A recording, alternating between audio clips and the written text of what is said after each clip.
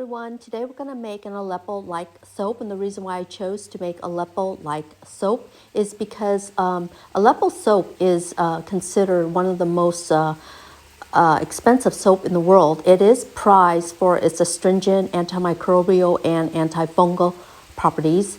Aleppo soap is made from the laurel berry oil and also olive oil. The more laurel berry oil that's added to the soap, the more expensive the soap bar will be. A typical soap bar has between 5 to 30% laurel berry oil, but today in this video I will make it with 40% laurel berry oil. And the reason why I'm choosing to make this because it's a very effective cleanser. It's a great anti-itching agent, and the soap is like an everything soap. It's used for hair as a shampoo bar. It's used to clean the face. It's used as a shaving soap. It's used for babies and also all around body soap. And sometimes you'll see it used as for laundering too. To begin, add laurel berry fruit oil and olive oil together in a bowl. With an immersion blender, mix the oils together well. In another container, add your salt to the water. Mix really well. It takes a while for salt to dissolve in water. After the salt has almost completely dissolved in water, add lye and then mix really well. To ensure that the lye water is cooled enough before adding to the oils, check the temperature. It should be less than 130 degrees Fahrenheit. Now add the cooled lye to the laurel berry fruit oil and olive oil mixture.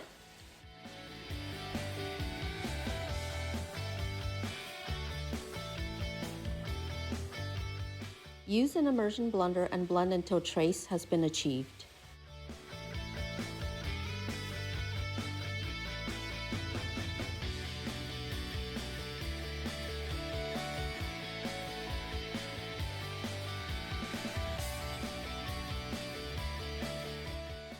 Check for trace frequently.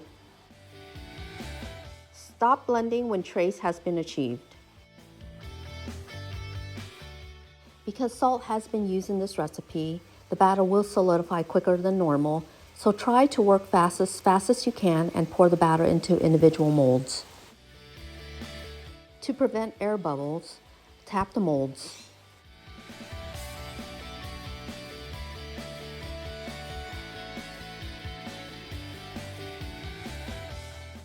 To try to flatten out the top, I used a spatula.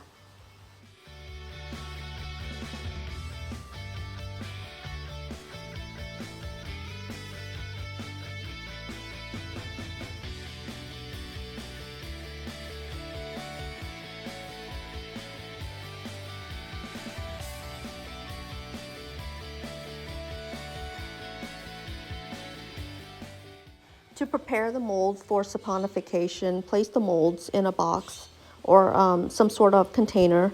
Ensure the container is sealed, covered with a towel or something warm so that the mold could sleep during the duration of saponification.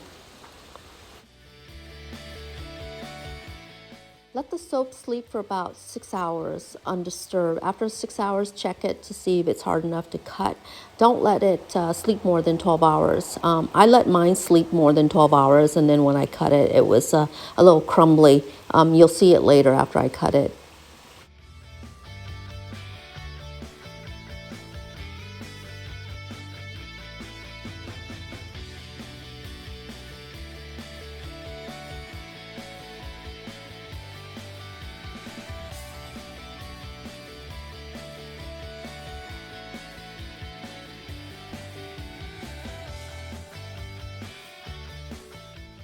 When it's ready, take it out of the box and unmold it. I was using a one-handed technique to unmold it here because I was using my other hand to record this video.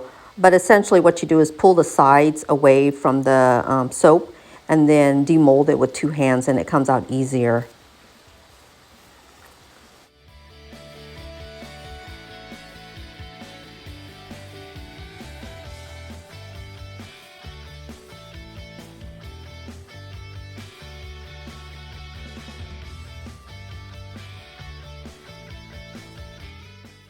To cut the soap bar, you can cut it like a cube. The original Aleppo soap are in cubes, but I'm just going to cut it into about 1-inch slices here. And you'll see that it's a little crumbly is because I left it too long, hardened too long, so it was harder to cut. Salt, because of the added salt, it hardened quicker than it normally would with the other soap batters I've made.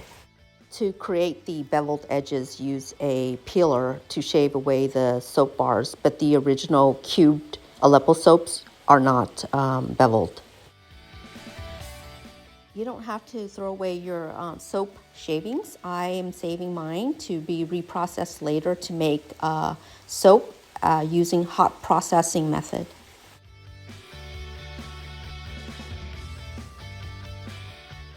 A bit of history, the original Aleppo soap was made by using the hot processing method. It was cooked in a cauldron for days, and the soap paste was washed out with sodium chloride water to remove any additional lye.